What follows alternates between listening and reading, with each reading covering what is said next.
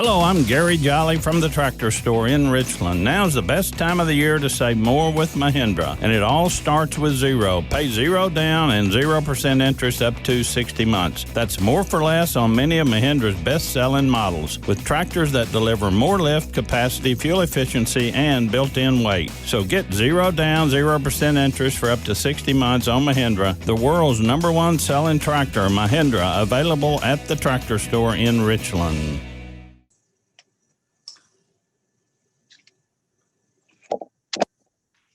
Good afternoon, Commissioner. Good afternoon. Kevin. Yes. Almost like media days.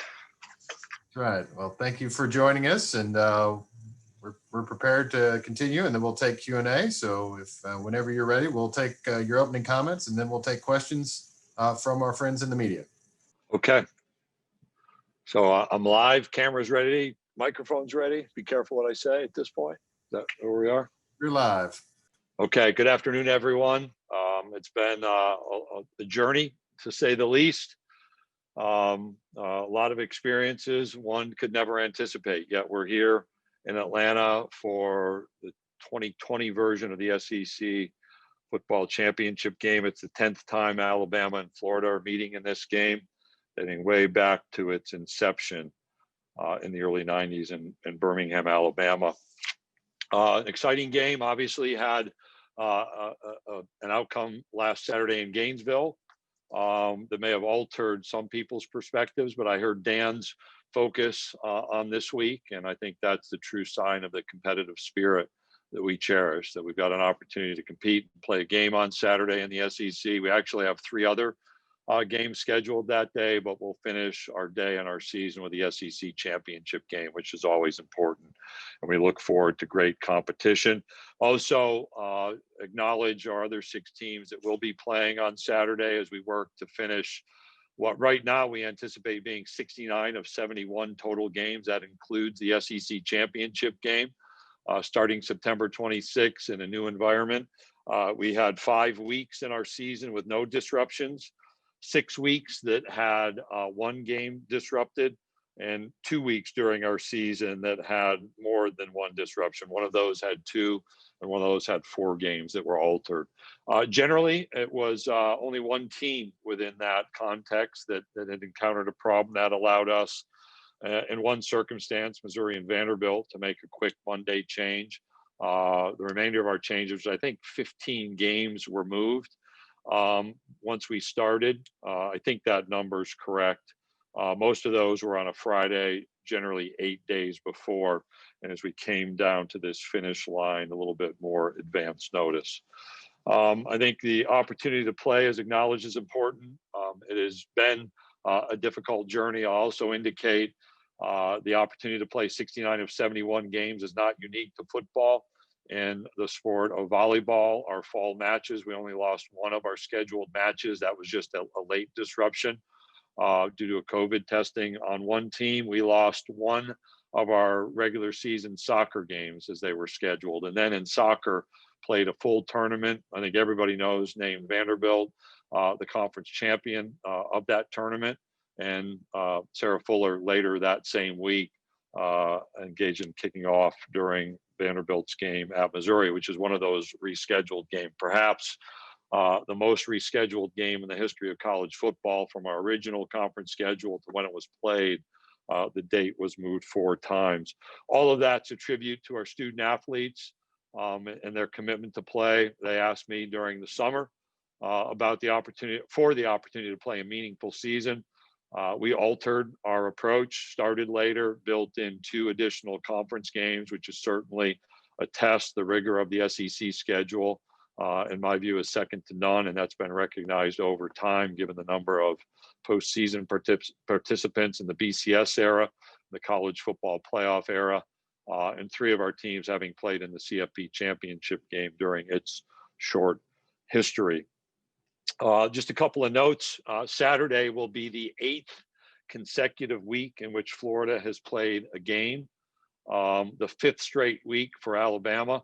Alabama began with 6 consecutive weeks, then had some open space, one that was planned, 1 week not planned, and we'll finish with 5 straight games. Again, as I said, from Florida's standpoint, we'll play 8 straight weeks. And literally, we talked about how we would set up our schedule, and we didn't want to put a team in that position. Yet the reality of what's happened around COVID adjustments has dictated that. We've also had a team, and I'd have to go back to my schedule. A couple teams play 6 games, one play 7, and then some have some disruption. Texas A&M has an opportunity to play again this week, ranked 5th in the CFP ratings, will be at Tennessee as scheduled. It does appear that clearly at this point that Ole Miss playing at Texas A&M will not happen as our season concludes on the 19th, and we announced the Vanderbilt at Georgia game would not be played either. So with that, Chuck, with those introductory notes, I'll take a moment to let people get in the queue. I think those are the high points, and see what might be on the minds of those of you in the media. Thank you, Commissioner. Again, if you have a question, please raise your hand virtually. We'll identify you and then we'll unmute your line. As a reminder, please give your name and affiliation. Commissioner, we'll start with Paul Newberry with the Associated Press. Hey, Commissioner, how you doing? Well, Paul, thanks. I hope you are well as well. All right, thank you very much. I just wanted to ask you about the success that Nick Saban has had at Alabama over these last 14 years. We've seen a lot of schools, a lot of coaches come and go at other schools as they sort of try to keep up with or catch up to Alabama. You've obviously had other teams that have done well. 3 other schools have won national titles since he's been at Alabama, so it's not like everybody else is struggling. But what's the good and bad side to having one school and one coach that's kind of such a dominating presence in the conference from year to year over such a long period of time? You can imagine I want to be thoughtful in answering that, because we have 14 programs that all have championship aspirations. And over time, you look at the Tennessee women's basketball program and the success that Pat established. When you have sustained success, everybody wants to be at that level, and that creates competitive pressure. And when I started my first year as commissioner in 2015 and 16, I had a lot of questions about, wow, this is a one-team conference. And I don't have that question anymore, given the breadth of success. Some have been close to the pinnacle, some have shared the national championship achievement. And I really look at the question from a conference perspective is, like 10 out of the last 14 years, we have an SEC team win a national championship, and that's been spread around a number of programs. But you do have to credit the sustained success. And I watched Nick, who's probably better at answering that question than I, last night on Marty and McGee of all places, just talking about the need to adapt and adjust to this environment in 2020. Not the environment necessarily he would have chosen or preferred, but the one that's dictated, and how one continues to adapt. And I do think you have to recognize he has adapted over time. The number of points he's scoring, looking back to his early days as more of a defensive-minded coach. And again, I take that back to the conference level, because we have that kind of adaptation happening around the conference, and everyone wants to achieve that kind of sustained success. Commissioner, we'll go to Matt Baker of the Tampa Bay Times. Go ahead, Matt. Hey, Greg. Obviously, this year in this championship is so different because of the COVID era. In your mind, what are the biggest logistical issues and complications that come from hosting an event like this compared to normal?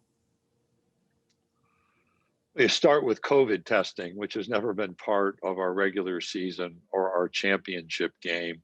And a lot of that happens outside of our direct involvement. So we have a third-party administrator, deploys personnel on each of our campuses. Well, now as we bring people into a game, we have more people attached to us. And so that's, as I've referred repeatedly, my hold your breath moment. So I would simply start with that new reality and wanting to make sure the game can be played. And I'll give credit to Byron Hatch, our assistant commissioner for competition, who is the director for our championship. These conversations that bring us here today started back in April. date flexibility on the part of Mercedes-Benz Stadium, the Atlanta Falcons, the host hotels, taking what are a whole bunch of events and bringing them down to almost nothing, arriving at an appropriate attendance level. There's been essentially a reinvention focused on, we want to play a championship game. We want to name a championship. That's been the mantra. And then what can we do around that supports that contest?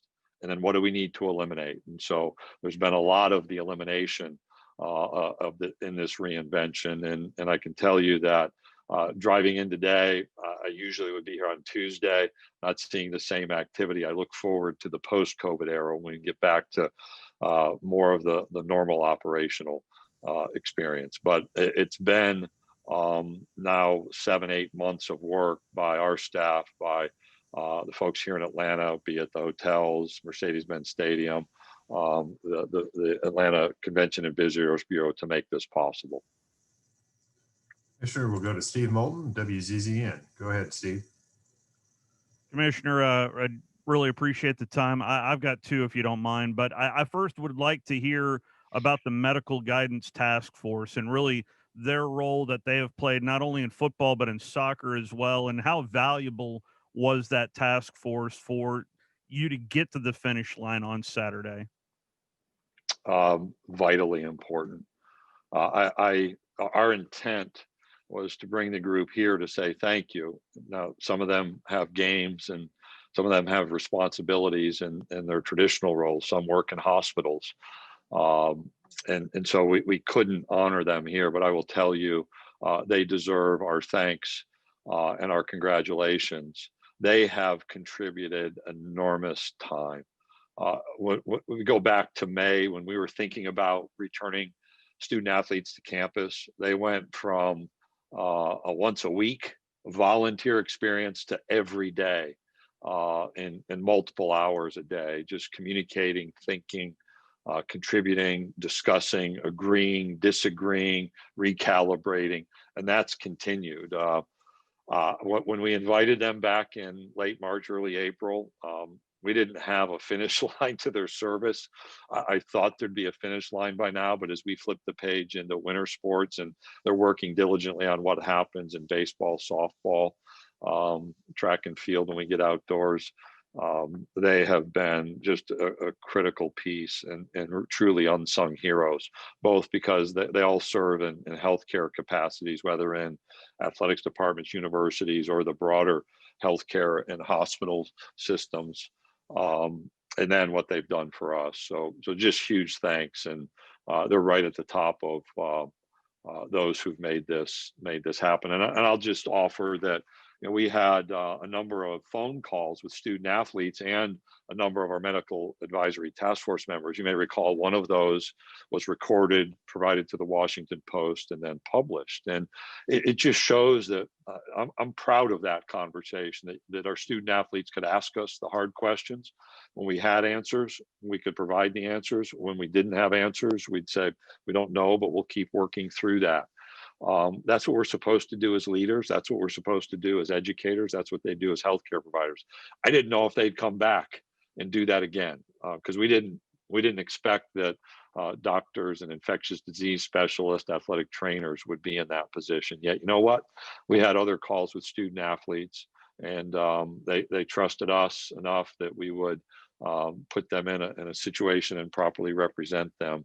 And that's just one of the many stories of how they've all risen up and served so well.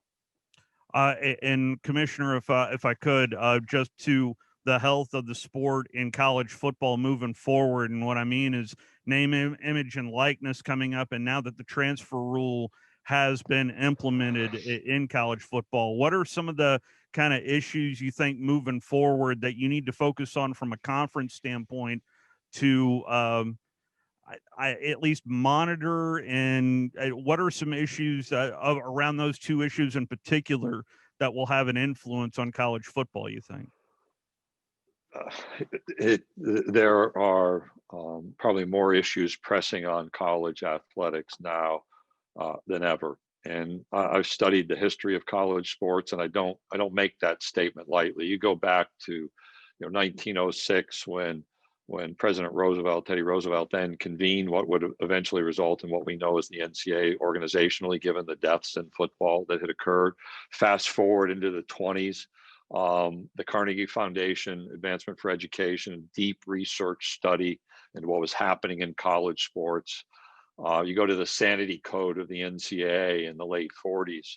The university and college divisions being created in early 70s, divisions 1, 2, and 3, the late 80s, the Supreme Court. So I'm reciting these not to just impress you with my assessment of history, but to just acknowledge how much has gone on. And here we are in 2020 dealing with state legislative activity, congressional legislative activity, litigation that continues, NCAA rule changes proposed through its governance system, COVID-19, a pandemic, the pressures that come with that. And so, Steve, it's a very relevant question. And you asked me to speak to two issues, the transfer rules and name, image, and likeness. But when you take a step back, there is a lot happening, and it has always been a full-time job, but maybe more so right now. And that's a challenge for us as leaders. On the transfer reality, we're going to come to actually a vote on a legislative change in early January among the Division I Council to apply the one-time transfer exception more broadly across sports, so there'd be consistency.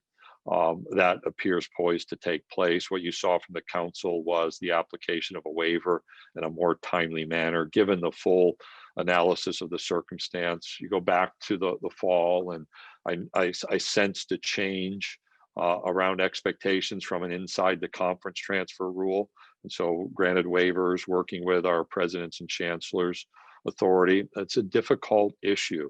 And we're going to have to come back at the NCAA level. So on the one hand, hey, it's great. The NCAA doesn't have a transfer restriction, but we're going to have to contemplate what does that mean from academic progress, from ongoing recruiting of student athletes. And some of that pressure needs to be there to support the proper well-being of student athletes. I think we do that really well in the SEC, and making sure that our university campuses are home.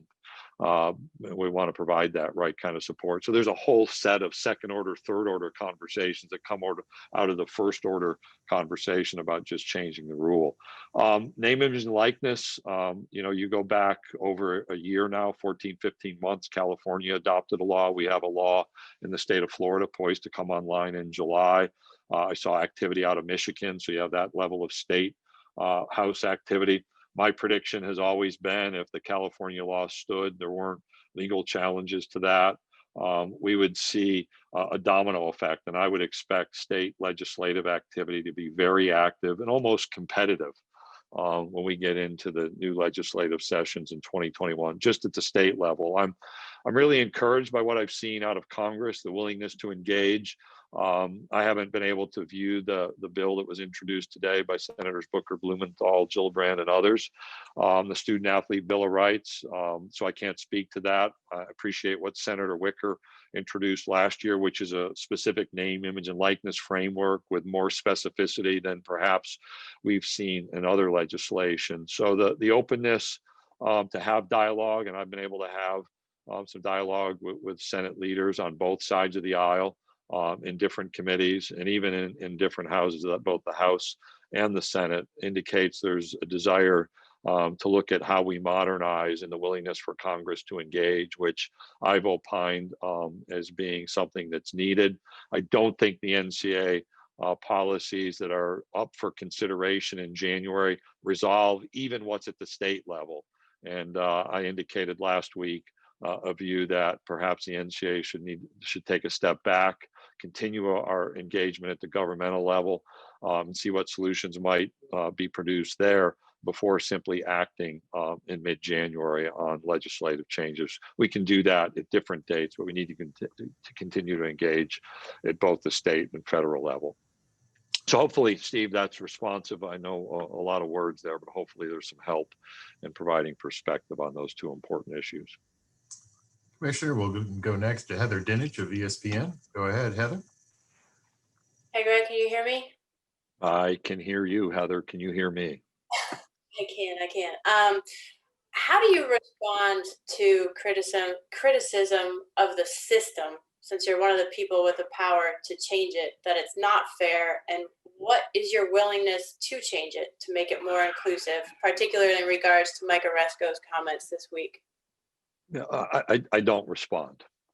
Mike represents the American Athletic Conference. I respect that role. I have a task with the Southeastern Conference. And so as we made decisions back in July and August, we thought long and hard about what our season may look like. And the decisions to not play conference games were difficult, but were made based on the desire to have what I was asked for, which is with a meaningful season by our football student athletes. We added to SEC games. We've got 2 teams on Saturday scheduled to play their 11th game against SEC level competition. Others have suggested, well, the SEC is not what it is this year. Well, we didn't have non-conference games. And we dominate non-conference games, both at the A5 level over time and the group of 5 level where we have those opponents as well. And so we're just in a different reality where I think the selection committee has fulfilled its responsibility in really challenging circumstances not contemplated when the CFP was set up. And you've heard me speak that I think playing games matters, not because I think that, but because the CFP selection committee has said so over time. And we focused on that. We played games last week. When I mentioned that Florida played 8 straight weeks, that's not normal. That's unusual. They played a game after clinching a division crown against a rival opponent, a permanent rival opponent, not having the season. And it's a lesson that every week the competitive challenge have meaning, particularly in the Southeastern Conference. And we've tasked the committee, as I said, with something difficult. And that's evaluating with a general absence of non-conference competition, which to me, if I were to respond to critics, I would observe it heightens the attention on how important those non-conference games are moving forward. And I truly look forward to getting back to that activity, non-conference games. And we lost Arkansas at Notre Dame, and you watch the great work that Sam did. Would have been a challenging game. I would have loved to have seen that game played early in the year. Texas at LSU, the rivalry games we have at the end with the ACC teams, Alabama, USC, critically important games that would have informed the selection committee's decision making. And I think it speaks to a system that was actually well established. Commissioner, we'll go to Joey Blackwell of Bama Central. Go ahead, Joey. Hey, Commissioner Sankey. First off, thank you so much for doing this. Between Mac Jones and Kyle Trask, you have 2 outstanding quarterbacks in this weekend's SEC championship game.